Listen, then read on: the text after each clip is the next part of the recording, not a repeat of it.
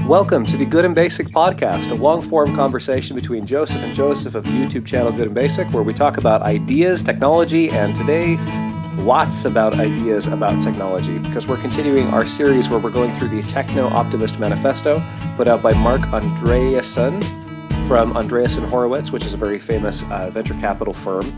And last time we made it all the way up through the section titled Energy. So today we're going to start with the section titled Abundance. This has been before you dive in, I just want to comment. Maybe this is what you were about to say. Is I had this delusional dream that this would be less than 4 parts, and that delusional dream is dying quickly, which is fine. But it's just it was a little unexpected to me how long and how many ideas are crammed into this manifesto. Yeah, there's a lot to unpack. I mean, a manifesto is necessarily a shorthand, short form way of writing. So there's a lot of ideas packed into a small amount of space. And there's not the amount of time or space dedicated to those ideas that would be required to defend them properly, or to refute them properly, or to put them in their proper context. So a large part of what we're doing is starting in that direction. I mean, it's not exhaustive, but it's a step in that direction. Dare I say, explain them properly as well. Building on what you just said. Absolutely. In the past couple of episodes, we've talked a lot about these ideas of the techno-capital machine and the idea of whether progress is unambiguously good. We've talked a little bit about the limitations of manifestos in general. You expressed some rather great distaste for manifestos because of how I forget the way that you phrased it. It was essentially that you're distilling reality to the point where it becomes dishonest. Not to put words in your mouth, but that's roughly what I heard. Yeah, those wouldn't be my words, but I think it's a fair. I mean, that's how. Yeah, that is the accurate Joseph Bjork paraphrase of what Joseph Fisher said. Alrighty, here we go. Okay, this new section is titled Abundance. I'm going to read out a couple of paragraphs and then we'll discuss them and we'll work our way through in that way. Okay. Abundance. We believe we should place intelligence and energy in a positive feedback loop and drive them both to infinity. We believe we should use the feedback loop of intelligence and energy to make everything we want and need abundant. We believe the measure of abundance is falling prices. Every time a price falls, the universe of people who buy it gets a raise in buying power, which is the same as a raise in income. If a lot of goods and services drop in price, the result is an upward explosion of buying power, real income, and quality of life. We believe that if we make both intelligence and energy too cheap to meter, the ultimate result will be that all physical goods become as cheap as pencils. Pencils are actually quite technologically complex and difficult to manufacture, and yet nobody gets mad if you borrow a pencil and fail to return it. We should make the same true of all physical goods. Let's stop and discuss this for just a second. I'm hearing a reference to the iPencil. I know, famous anecdote. Leonard Reed has entered the chat. Yeah, Leonard Reed has entered the chat, together with everybody who ever tries to discuss how free market economics works. The rough idea of this is that so goes the theory, nobody actually knows how to make a pencil. I really, really, really want to prove that wrong by making a pencil from scratch someday. But the theory is that, you get the graphite, the center of a pencil, that part that actually makes the mark is made out of compressed graphite with a glue. So already you've got 2 ingredients, and one of them is mined. And so you go to the graphite mine in Germany, you pull out this compressed carbon stuff, you powder it. So already you've got miners, mining equipment, the people who make mining equipment, all involved in getting the graphite. And then you pulverize it down to a powder, and then you got to mix it with a glue. And the glue does not come from the same mines in Germany. So somewhere else, you've got this specialized trade being carried on where people are making that binder. And then somewhere else, you've got the cedar wood for the body of the pencil. And the people who are cutting down those trees are not the same people who are chopping the pencil into pencil-shaped bits. And then separately, you've got the people who are making the erasers, and erasers are made out of rubber, but there's also the little metal ferrule that holds the eraser on. And so you've got Indonesia has entered the chat. Indonesian rubber plants, or somewhere in Southeast Asia is where most of our rubber comes from. They're carefully extracting rubber from these trees and then conglomerating it and refining it and then sending it off somewhere where it gets mixed with a pink dye. And so already there's a lot of ingredients that go into this pencil. They come from radically different parts of the world. And it's not the same person doing all these jobs. And all of them coordinate their efforts without any boss telling them specifically how to do their job. It's all through contract. So the German graphite miners and the Indonesian rubber tree plantations are not all getting instructions from one person who knows how to make a pencil. There's a person who knows how to assemble a pencil who is putting in orders for these ingredients that he knows absolutely nothing about how to make. And all this is done, and the pencil, when it's finished, gets shipped halfway around the world to wherever you bought it. And you buy them in packs of 20 for a few cents a piece. And so when somebody borrows a pencil and doesn't return it, you're not mad, even though that was the end output of an international effort that spanned, hundreds of people in all kinds of specialities. And that's amazing. I mean, I'm trying to imagine that being extended to something like, my car or a computer where, somebody doesn't return it and I'm like, oh, that's fine. And I'm kind of having a hard time imagining that level of abundance, but so goes the pencil anecdote. The pencil anecdote, by the way, has another dimension to it, which, I don't think you necessarily admitted, but omitted, but perhaps which you didn't emphasize. Or at least what I was hearing you say is sort of emphasizing the materials and technological side of the problem of making a pencil, right? Like, what do you use for the lead? Where's the graphite mine? Where does the rubber come from? Who has the equipment to do that, right? But there's a whole other half of this problem, which is the social coordination problem, which is things like, Why is the mine in Germany? maybe you should be using a synthetic rubber instead. How do you know if that's a better choice? How do you know how many pencils should be manufactured? How do you know if it's still going to be profitable to manufacture pencils in a year from now? If the costs of your materials go up too high, then people will start shifting into pens and mechanical pencils, and whatever else that charcoal sticks. Who knows, right? So there is a technological side of the pencil problem, but there is also a social coordination, information sort of market signals side of it that is, arguably even more sort of squishy, right? You mentioned, could one person build a pencil? Well, like it's conceivable that you could, physically go build a pencil, right? But even that, from a social coordination perspective, it is a very different achievement than delivering pencils everywhere, the right number of the right kind of pencils at the right price to, literally billions of people across the globe. So I just want to point out that there's that is a big problem, the technological sort of like physical side of the problem, but there's a whole other side of the problem, which is equally gargantuan and sort of impenetrable to a central governing authority. The whole like a centrally organized entity is not going to be able to do it, and the pencils are produced without that. It's all through it's like peer-to-peer nodes on a network. It's all signals between peers rather than directions from a central authority, and that pervades both the coordination side of things as well as the technological side of things. I'm glad that you brought up the coordination of resources angle because that is fascinating. And on the macro scale, like there's a really good side to that and there's a negative side to that, right? A couple of years back, you and I had a chance to tour some of the tin mines in Cornwall. And the tin mines in Cornwall are a huge deal in history because that's one of the biggest reasons why the Roman Empire was interested in going to England in the first place, was to get access to this really odd deposit of tin that's fairly close to the surface and pretty easy to mine. And, for a long time, the definition of a mine, there was this tongue-in-cheek definition of a mine as a hole with a Cornish man at the bottom of it, because Cornwall was so central to mining and Cornish mining expertise got exported all around the world, as mines opened up in Australia and all over the place. But, those mines are all shut down now. There is still some tin in those mines, but it's not worth mining there because now it's more economical to get your tin from Indonesia.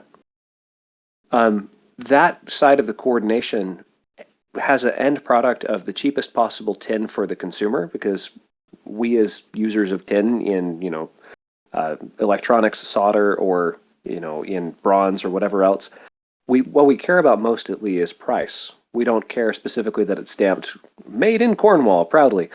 And so that puts the Cornish tin mines out of work when that gets reallocated, when the market decides that, okay, the price point that you can get tin out of a Cornish mine is no longer the lowest. So now we're going to shift and buy mostly from Indonesia. Now the Cornish ones can't compete.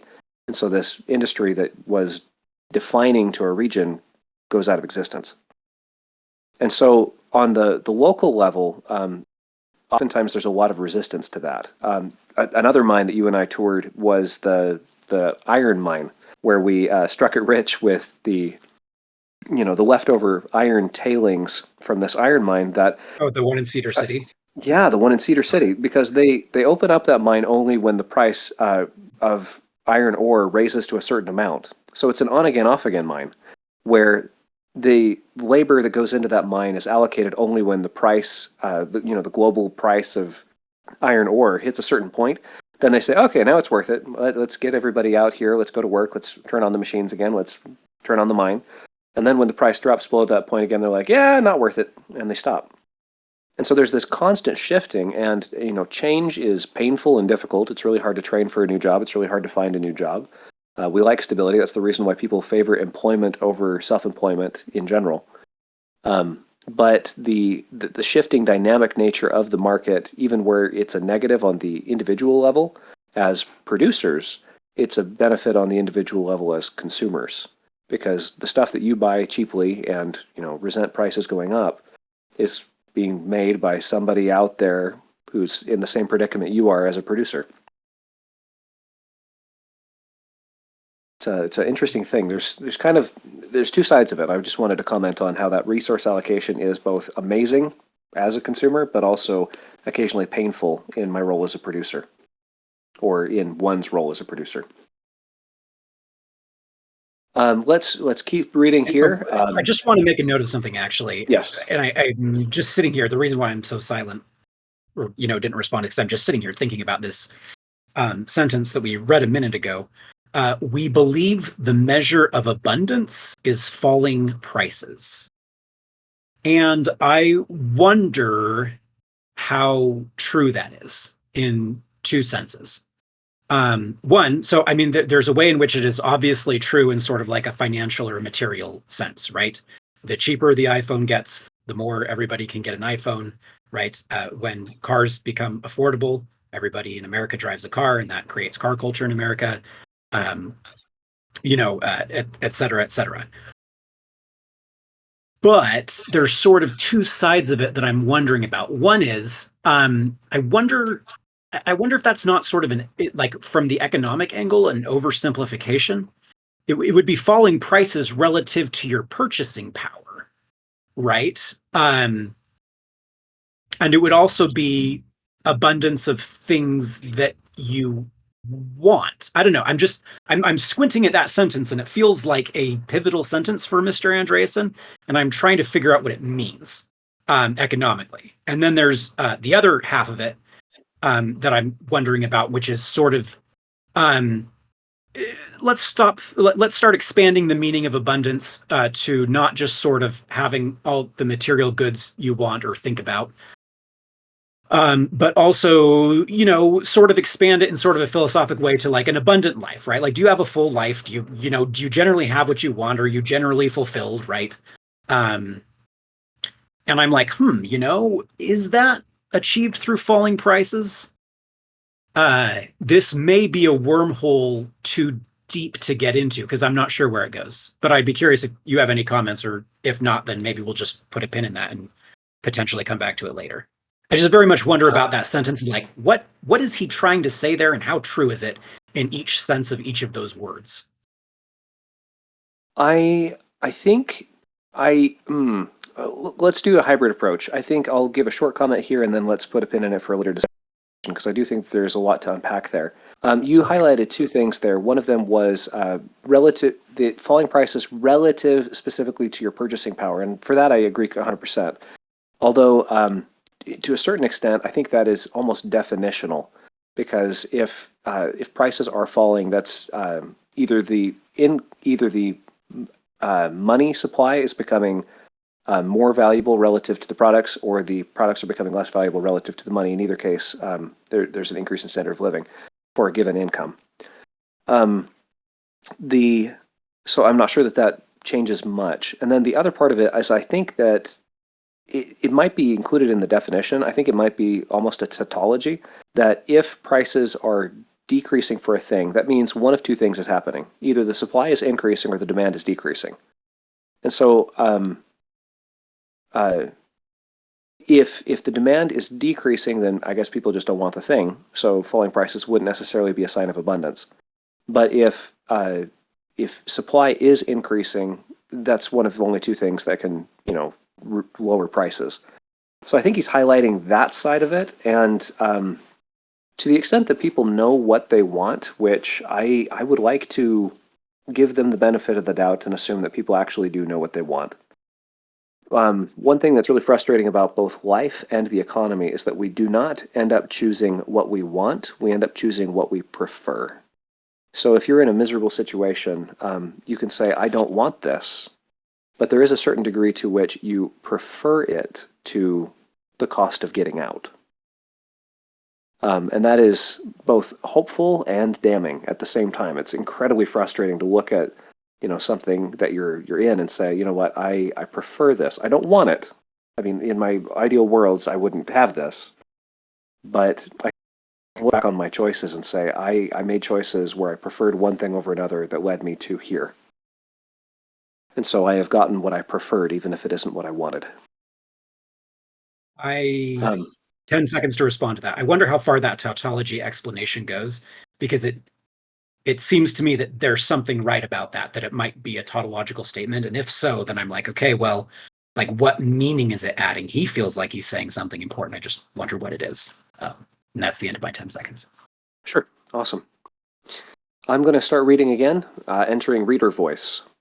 We believe we should push to drop prices across the economy through the application of technology, until as many prices are effectively zero as possible, driving income levels and quality of life into the stratosphere.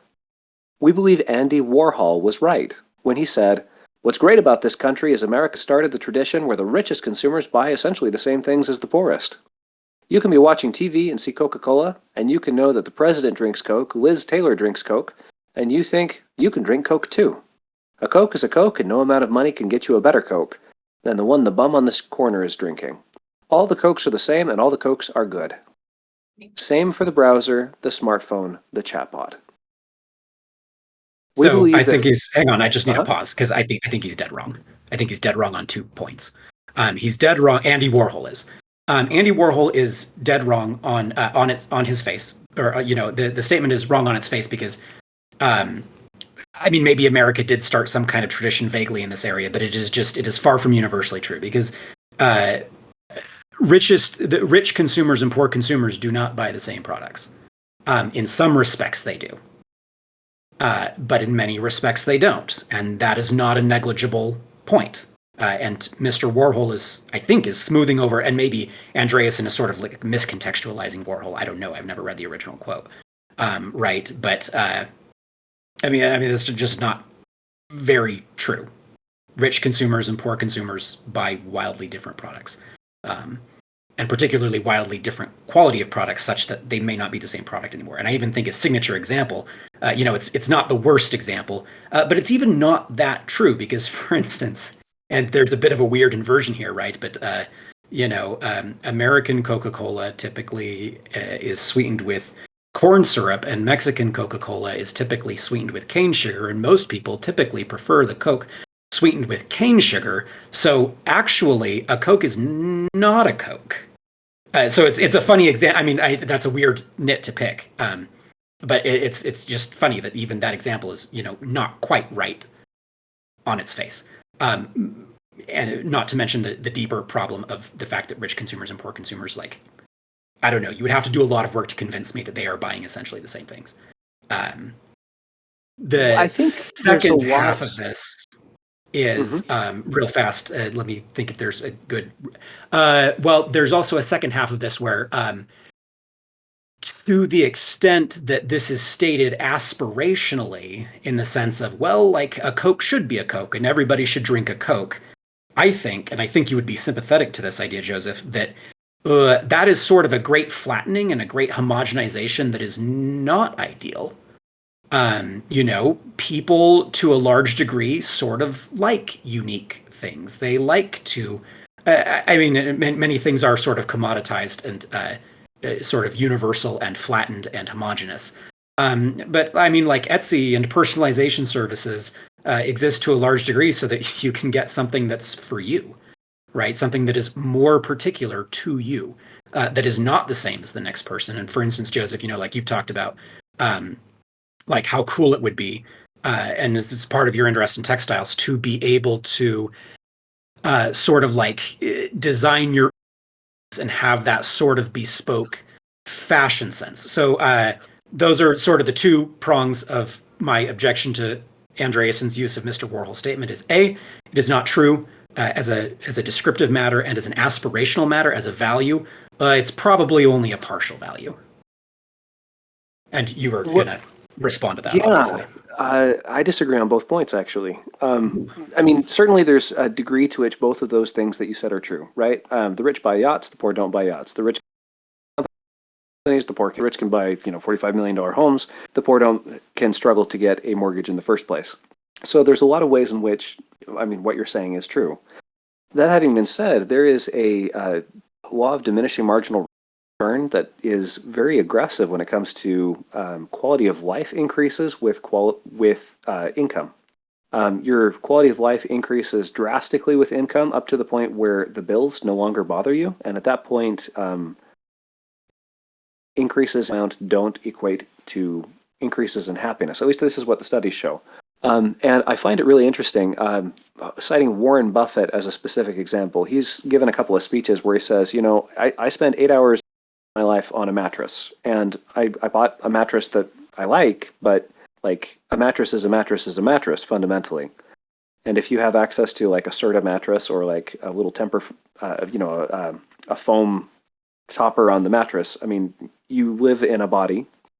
No amount of money is going to give you a different body, at least not yet. And you spend 8 hours a night sleeping on a mattress. And he says, I sleep in sheets. You sleep in sheets. I sleep in a box called a house. You sleep in a box called a house. My box is bigger, but, that's pretty much it. And then if you look at his diet, he lives on Dairy Queen. That man eats like he's 8 years old, and has somehow managed to live to be insanely old.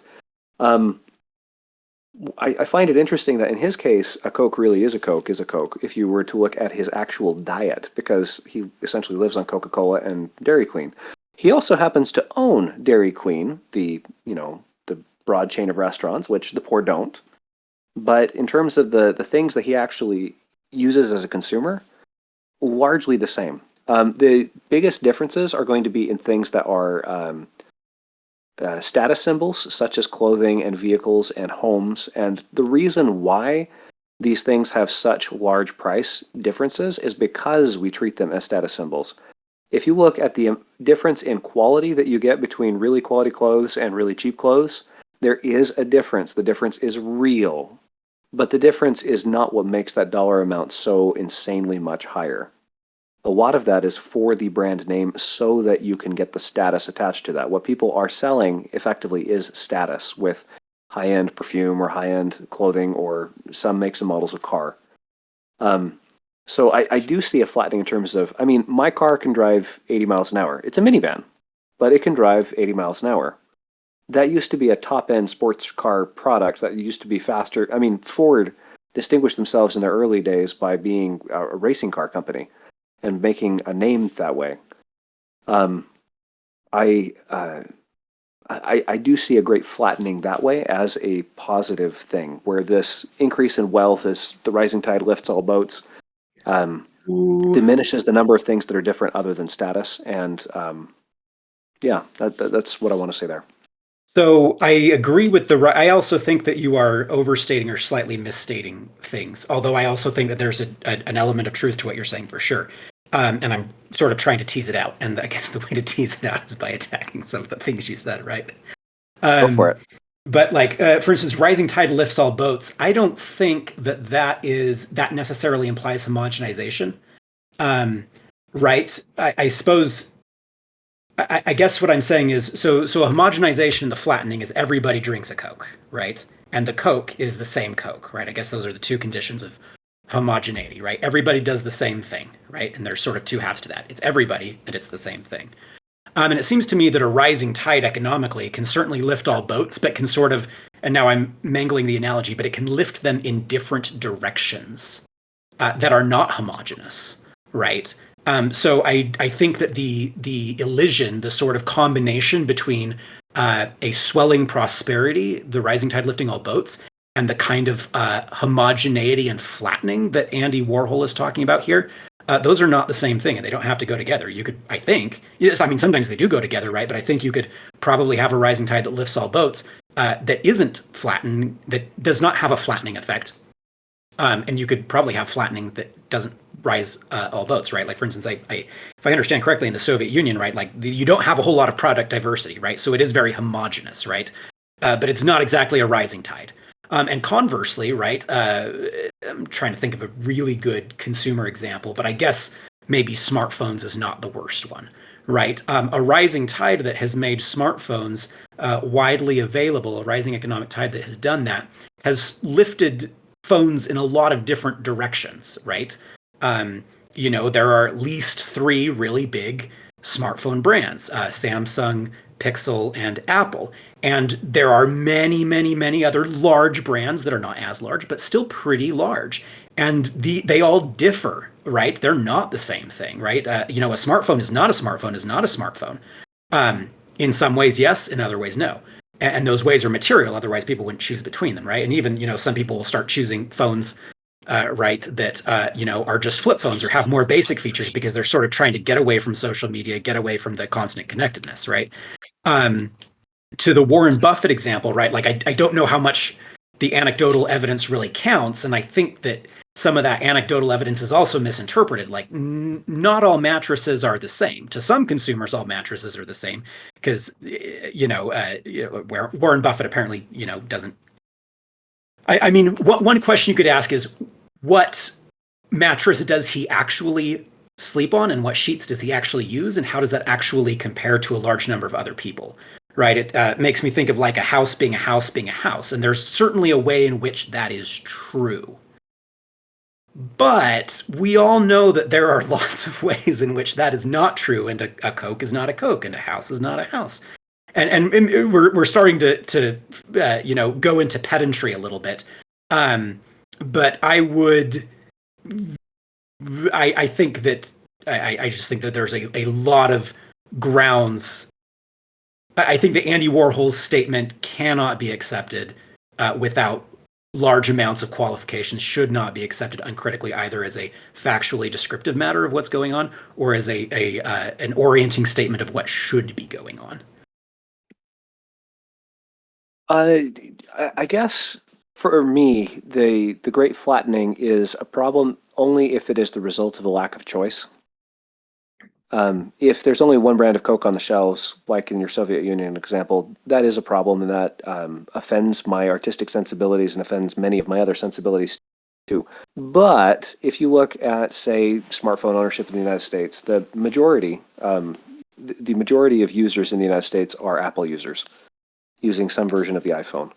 And then all the other companies are competing for a minority. And that's the result of consumer preference. Because there are options in the ecosystem, I don't oppose that. And there are advantages to being within the Apple ecosystem. People tout security, or tout the ability to find their friends instantly using their cell phones to track them, which to me seem like opposite things. But I'm a Android guy. I haven't ever owned an iPhone, but I don't begrudge anybody going with the crowd there because there is choice. So I think there's different kinds of homogeneity. There's the bad kind when there isn't a choice, and there's the kind that is just the result of preferences aligning, and that doesn't bother me at all. So hang on, I want you to just clarify something that you're saying here, which I mean, what you said seems largely unobjectionable to me, but do you think that homogeneity or sameness is sometimes objectionable on validly objectionable, rightly objectionable on sort of aesthetic grounds? Or I guess the mirror image of that question is, are there a significant number of cases in which sort of a variation and difference, for lack of a better word, or perhaps to, poke a little bit, diversity in at least some ways, um, is a value in and of itself, perhaps not as a universal value, right? Maybe you don't want to be different just for the sake of being different, but in at least some substantial number of circumstances, would you agree that sort of variety is good, is an acceptable value on the basis of personal choice aesthetics, that kind of foundation?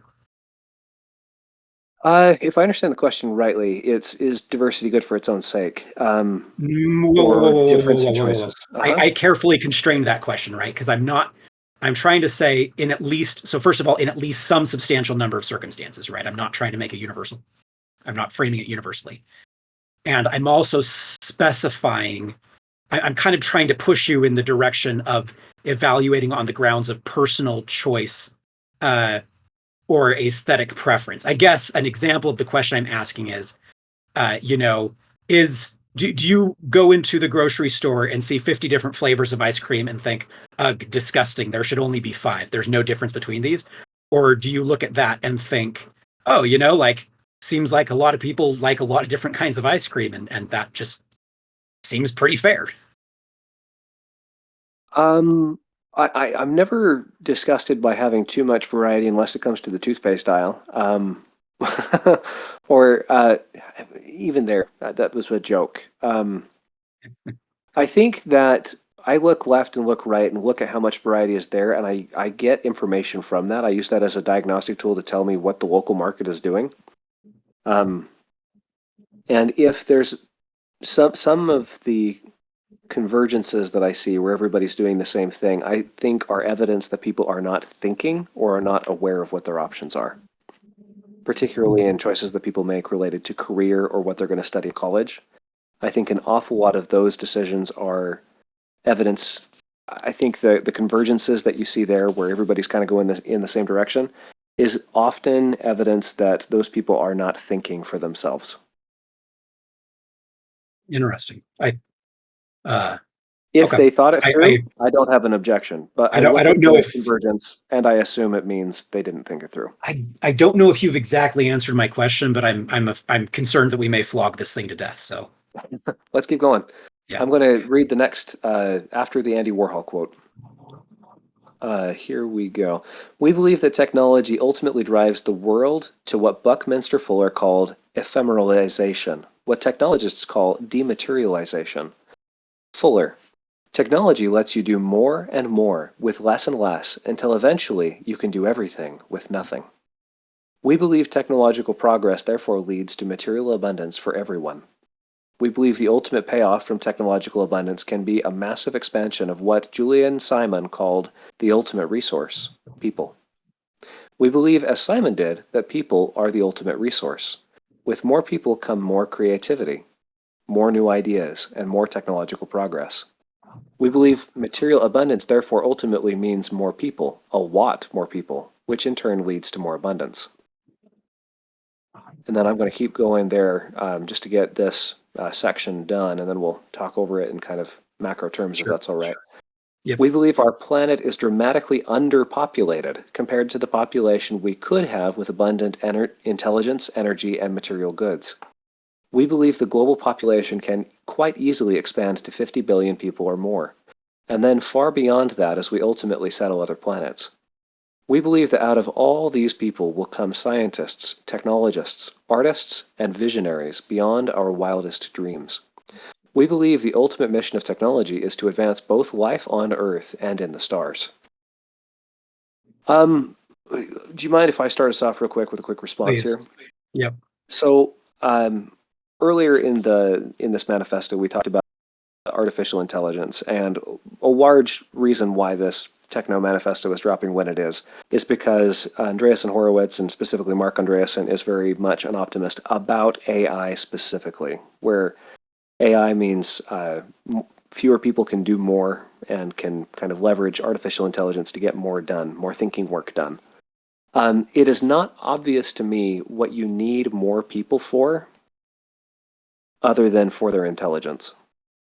So if you have a synthetic version that hypothetically is better, faster, stronger, why would you need more people?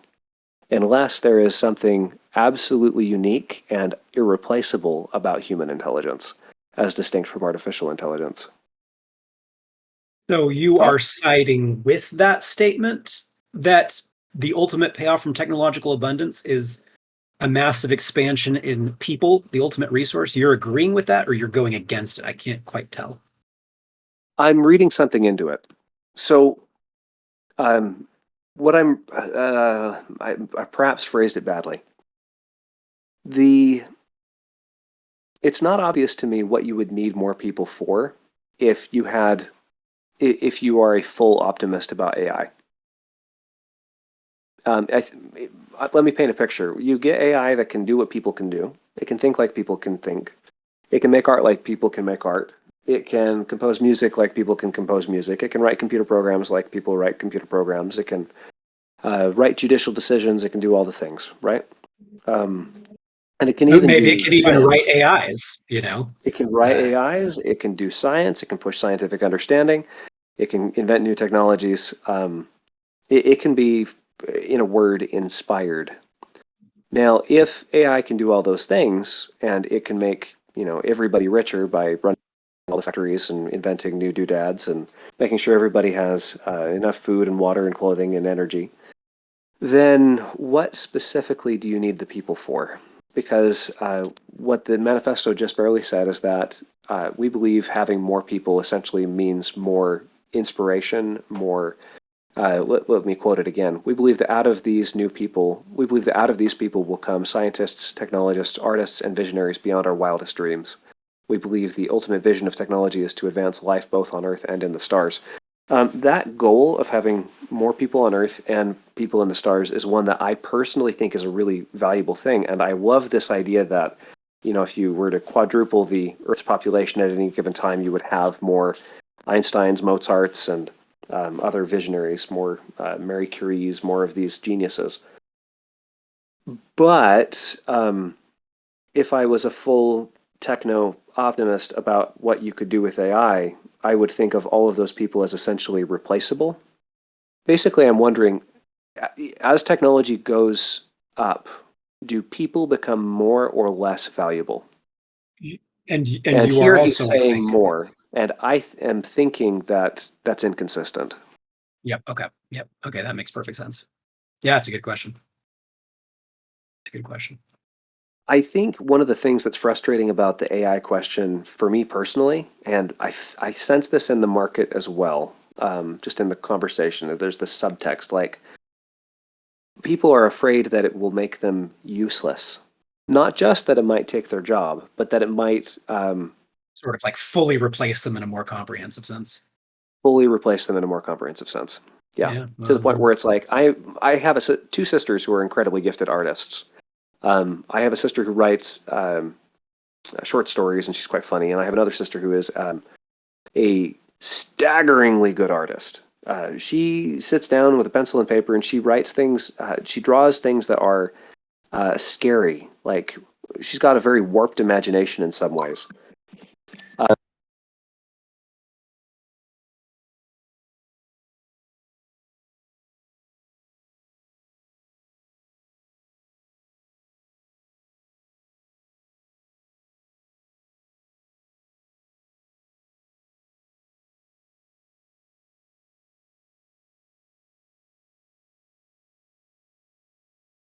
Have I still got you there?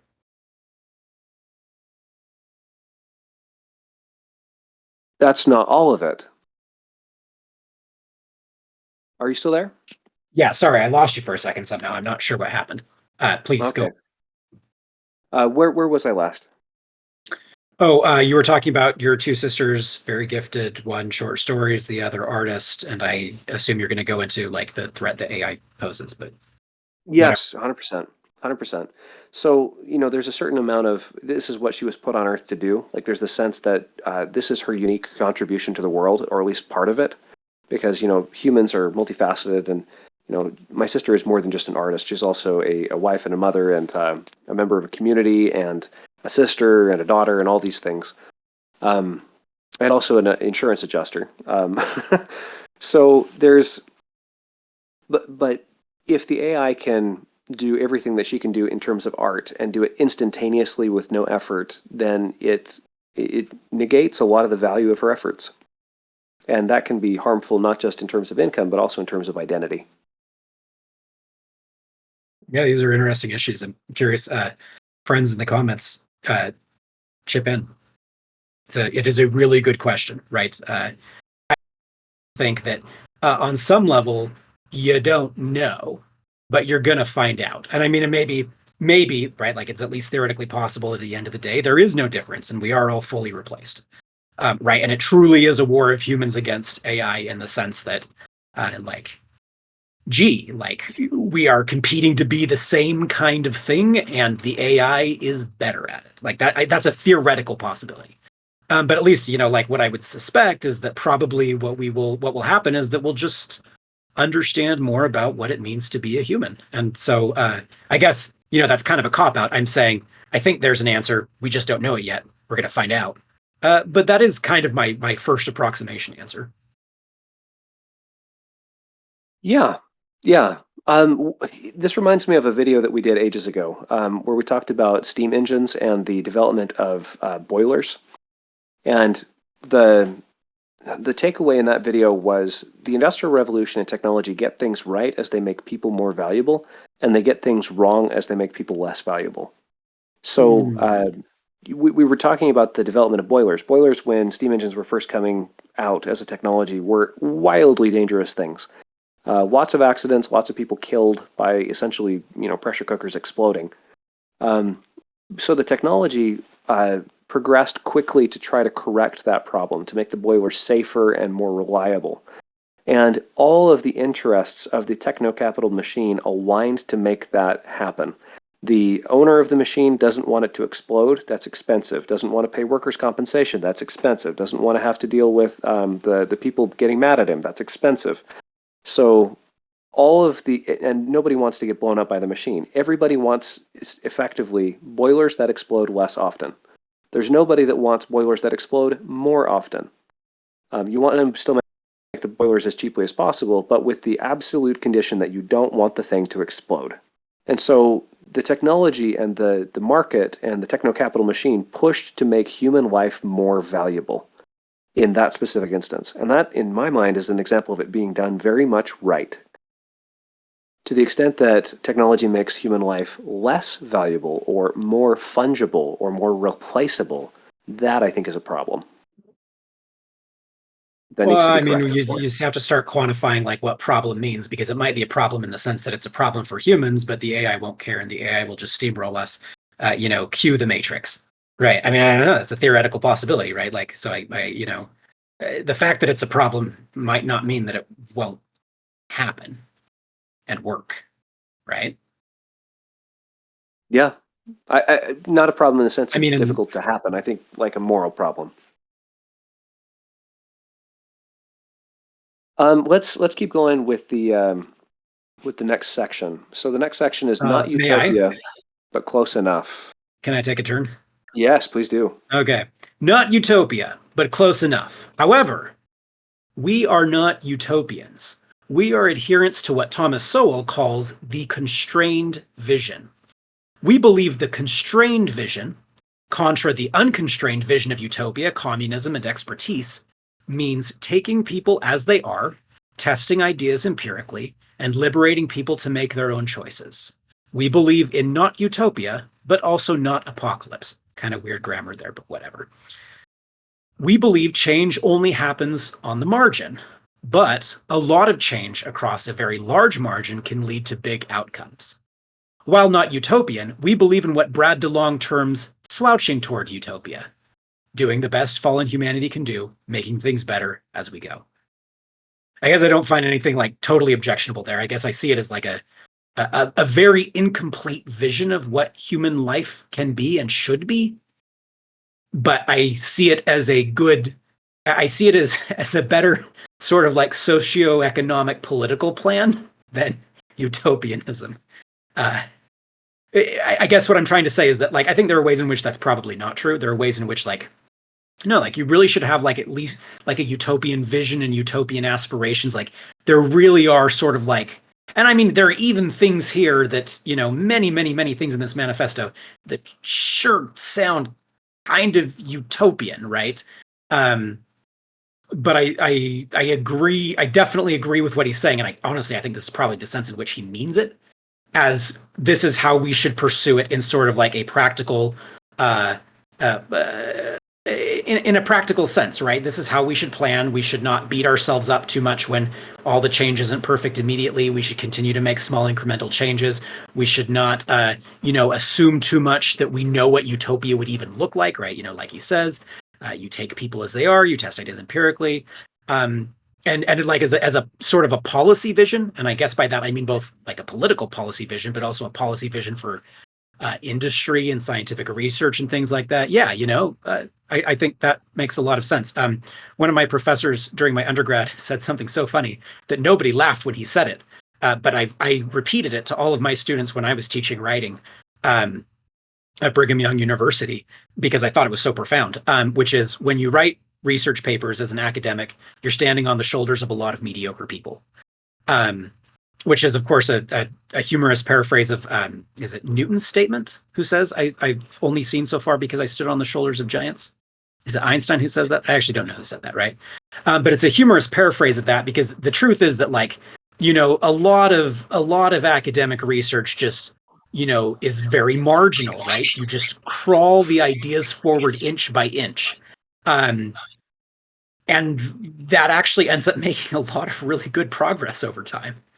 So few objections here. General agreement. Yeah, I think the one issue that I have here again is this idea that perhaps this sentiment, which I agree with, this idea of slouching toward utopia and adopting a constrained vision and being very realistic about the fact that whatever system you decide to implement is going to have to deal with real people. The one place where I think that beautiful idea is perhaps inconsistent in this manifesto is with connection with AI, because AI is a aggregating technology. It concentrates power. It's an odd one because, as we're seeing with the chip shortage right now, the big players are really the only ones that are able to push the large language models forward, or at least that's the way it seems right now. The progress isn't coming from the underdog, it's coming from the established players. And the potential reward for whichever country gets really, really good AI first is absolutely enormous for the sake of concentrating power. So I love technology over the past 150 years, 400 years has gone in phases where it's concentrated power and then distributed that power. The computers are probably the best example of that in recent memory. And then the computing power that we all carry on our phones, where it used to be, if you had a computer, you were a large research institution or a government or a military. And then in the 1980s, partially because of how unregulated the space was, there was the personal computer revolution. And suddenly we all have computers. And then a huge amount of human intelligence got unleashed on tons of problems. We've seen a lot of progress specifically in processing and distributing information.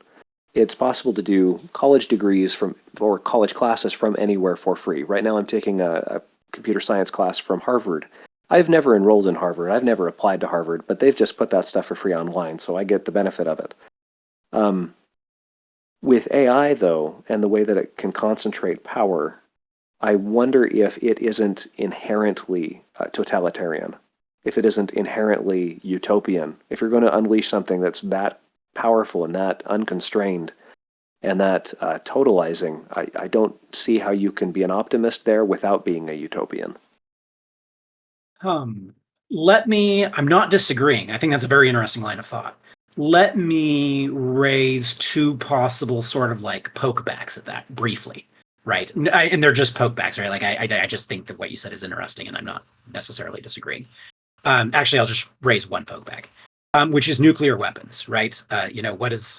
What's his name? Oppenheimer say he quotes it's the Bhagavad Gita, right? Now I am become death, the destroyer of worlds, right?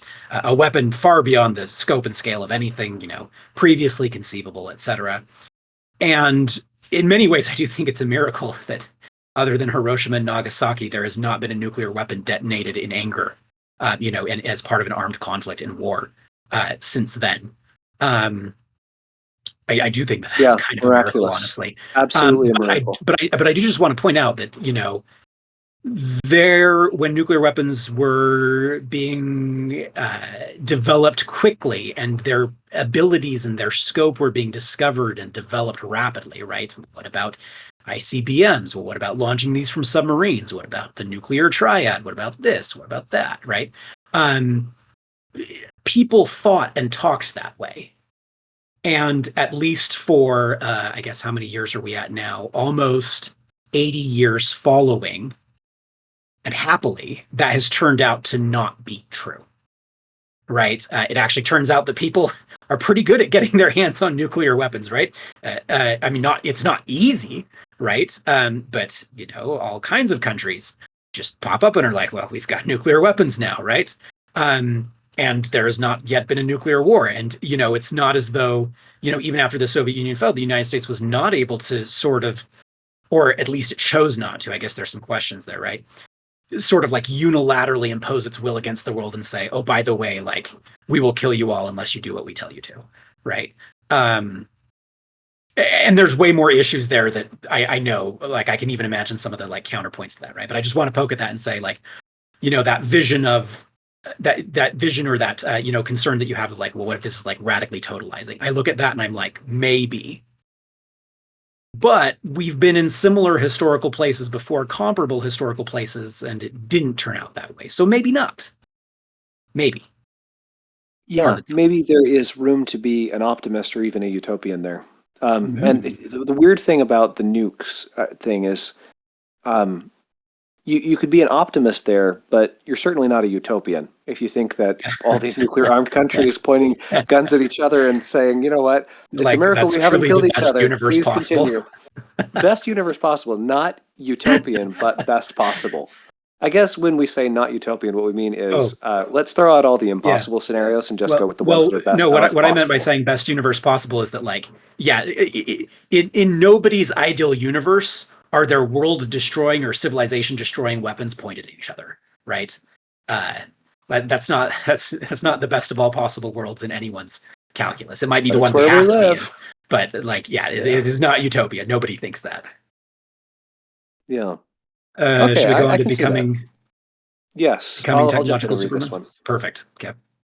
Becoming technological supermen. We believe that advancing technology is one of the most virtuous things we can do. We believe in deliberately and systematically transforming ourselves into the kind of people who can advanced technology. We believe this certainly means technical education, but it also means getting hands-on, going hands-on, gaining practical skills, working within and leading teams, aspiring to build something greater than oneself, aspiring to work with others to build something greater as a group. We believe the natural human drive to make things, to gain territory, to explore the unknown can be channeled productively into building technology. We believe that while the physical frontier, at least here on Earth, is closed, the technological frontier is wide open. Oh, that's an interesting line. I think those things are closely related. So he says that the physical frontier, at least here on Earth, is closed. My mind instantly rebelled against that. But I think that's I actually mean, there are tied still to the the oceans, technological right? frontier. Like, Yeah, but oh, but to you're talking explore about the something oceans. else. No, I'm talking about how um, as soon as you increase technology, you increase the physical frontier. So the Hmm. physical frontier on Earth, he says, kind of just glibly, is closed, but the technological frontier is wide open. Well, the thing is, as you make really good submarines or really good autonomous seafloor mapping drones, suddenly you reopen a physical frontier on Earth. Or as you increase the technology of, say, seasteading, then you reopen physical physical frontiers on Earth. So they're tied together in kind of a virtuous spiral I see there, or potentially virtuous spiral. I'm jumping into reading again. Please.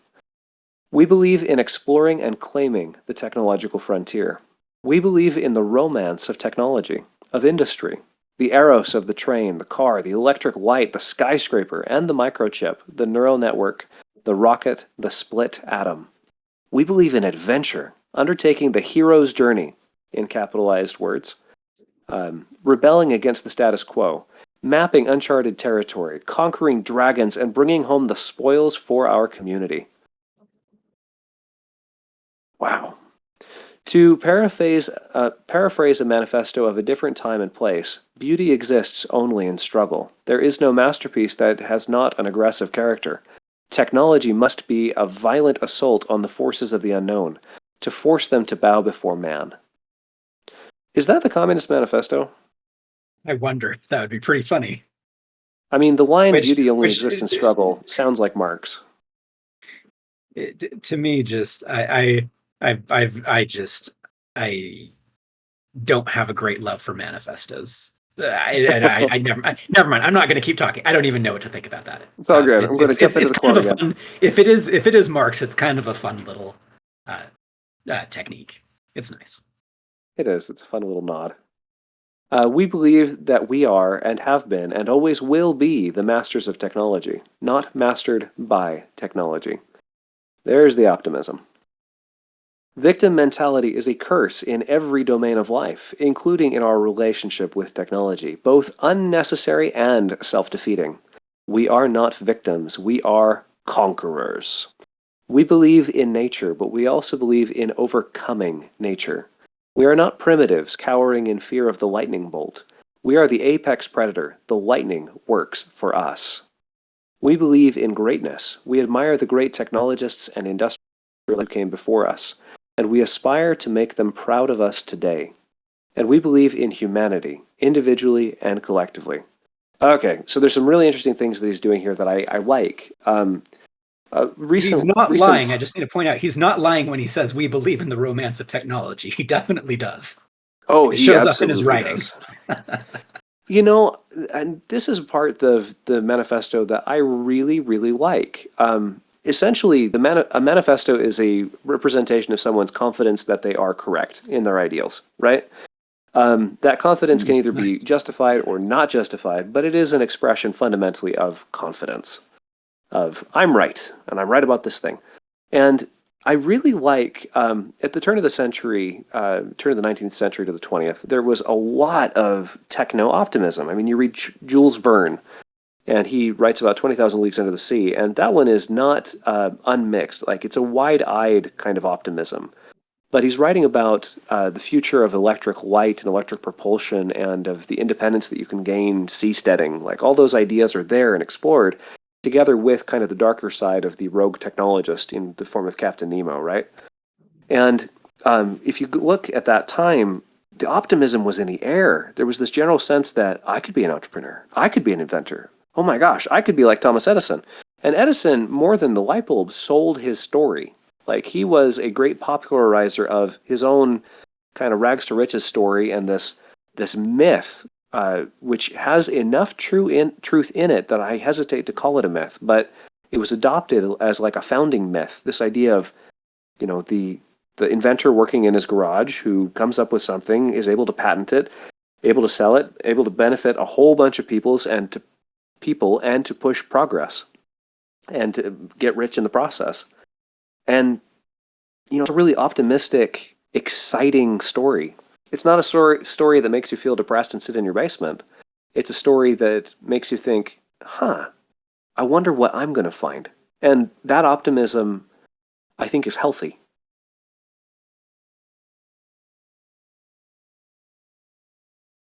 You know, it occurs to me that if he did not include this, and if instead he was sort of more, you know, for lack of a better word, rational, you know, calm, cool, collected, these are all words that I don't really love, but like objective, constrained about his description of the value of about all the things that he's saying here. If he was sort of more more restrained, it would be easy to accuse him of sort of neglecting the human side of things, right? Neglecting the side of the human soul or the human experience that likes things like romance, that likes things like beauty, that likes things like adventure. Belief, right? Look at all the times he uses the word belief, right?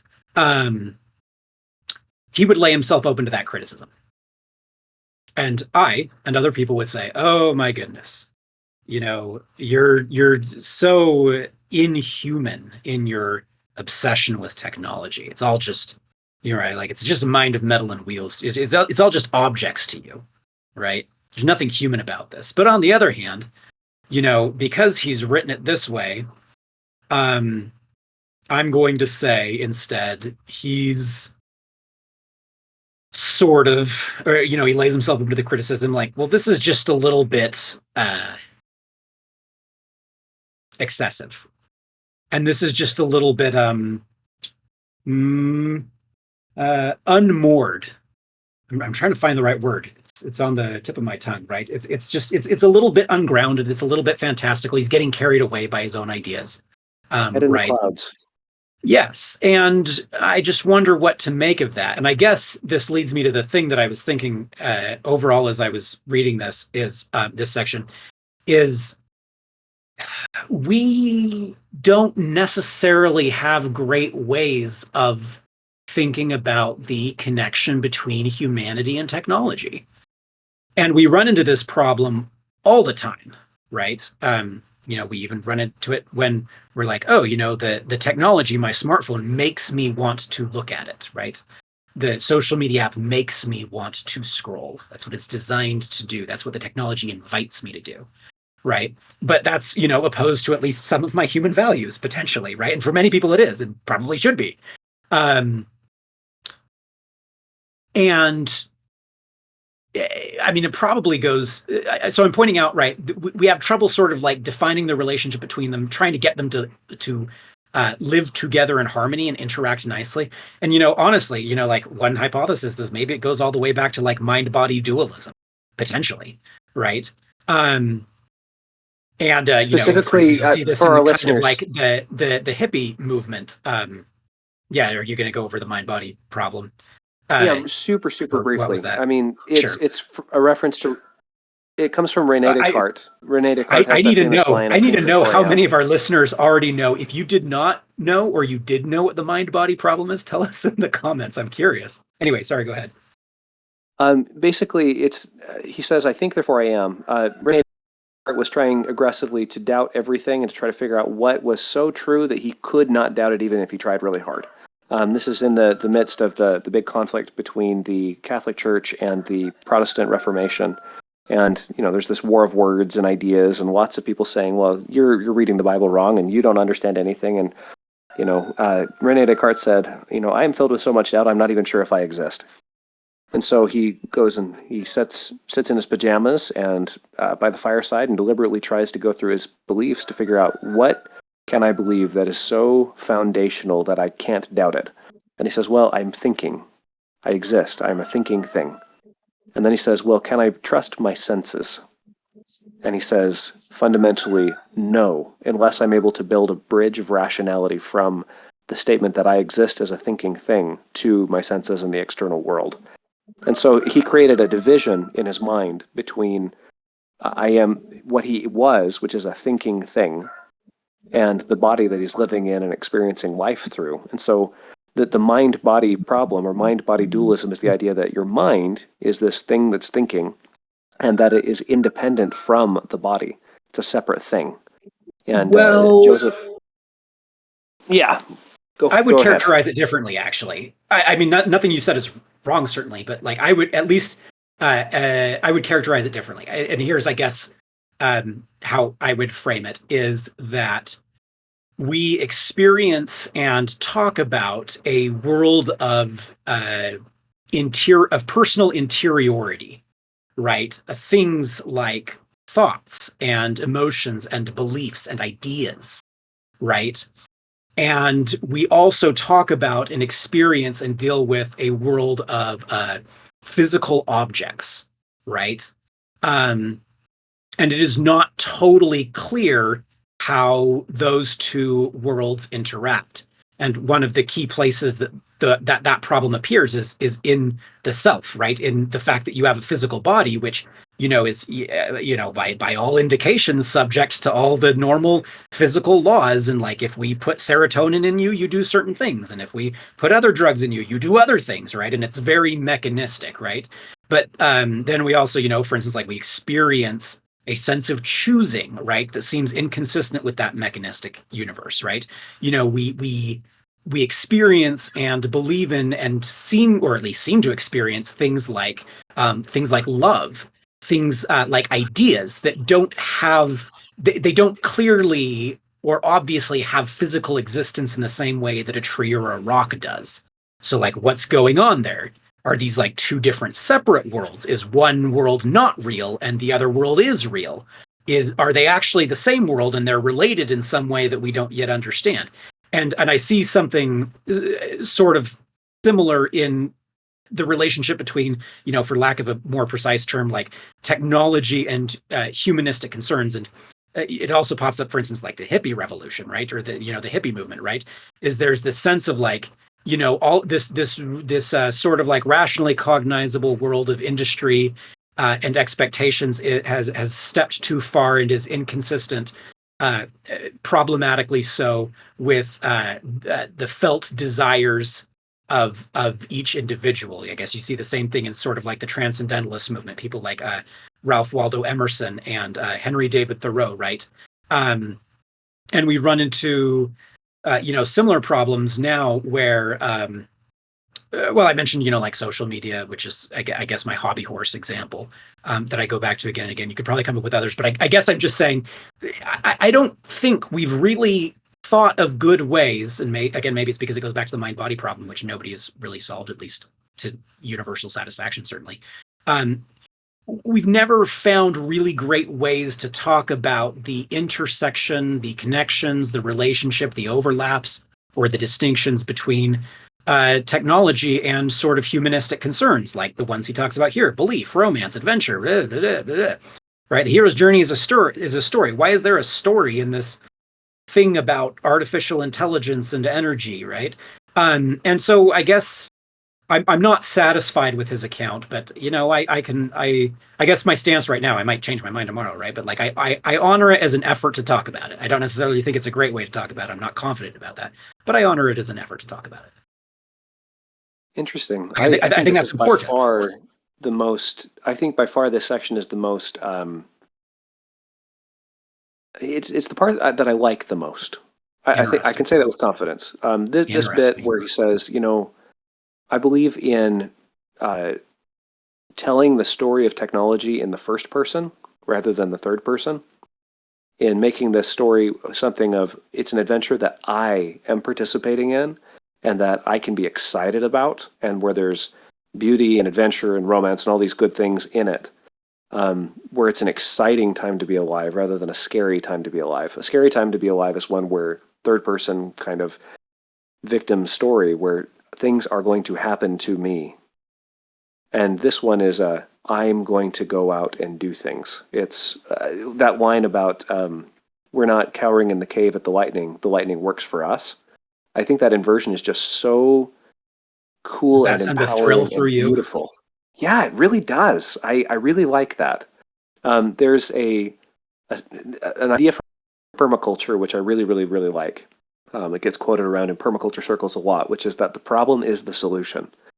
And if you can adopt that mind frame, it's a really empowering mind frame. Um, there's a really funny story. I forget the name of the gentleman who did this, but there was a gentleman who wanted to go a whole year only eating things that he either grew or foraged himself. And so to make things easier, he moved to Florida so he could get multiple harvests a year. And on this little garden plot, he started planning out his diet. And everything he was going to eat was going to come from that garden plot. And he gave himself a little bit of time to get the garden into full swing before he began his 1-year challenge. And then he began the 1-year challenge. And he had an additional constraint, which was that he was a vegan. And so, he's in an effort to not harm any life. He planned out his protein intake and raised peanuts for this purpose. And he was adopting a lot of permaculture principles, collecting rainwater off a roof, like living really simply, really cool project. But he ran into a problem, which was that every time his peanuts were almost ripe, the squirrels would get them. And they would ravage his entire harvest until there were no peanuts left for him. And his health started to suffer badly for lack of protein. And so as he tells the story, he starts laughing. I know it's coming next. Yes, you do. So he started kind of the video where he talks about it is so funny because he kind of he has this smile where he's like he. He says, "Well, the problem became the solution." He started eating the squirrels, and he solved the problem. Technically, probably a he was higher actually protein growing. source. Yes, it includes the fats and all the other stuff. But he rewrote the story. He was the victim of the squirrels until he became the predator. It was a third-person story until it became a first-person story. And I that am the idea of apex predator. I have performing. killed the squirrels. Yes, and there's It something to sounds better that. with the lightning, but it's still a good story. It's a great story. Yeah, I love that idea that the problem is the solution. That if you can find a way to think through the problem properly, you can solve it using the parts that are there. It's an empowering and exciting thing. I like this section the best of everything that we've read so far. I'm not surprised. Let's wrap up there. We've gone for roughly an hour. Looks like Right before you close, I just need to point out Yeah. that we have successfully made it through this whole section without saying the word Ubermensch, and I just think that that's some kind. I don't know if it's an accomplishment or an oversight, but it was certainly something sitting there that we didn't take advantage That's of. awesome. As That's you were. awesome. That's of course a reference to the name of the section, which was the becoming technological supermen. Yeah, let's leave the Ubermensch alone for now. If you've enjoyed this podcast conversation, then please hit the like button and subscribe below if you're watching on YouTube or wherever you're getting your podcasts. We always love getting your comments. We look forward to reading those. Please join the conversation with us. And we look forward to seeing you next time as we hopefully wrap up the Techno-Optimists Manifesto.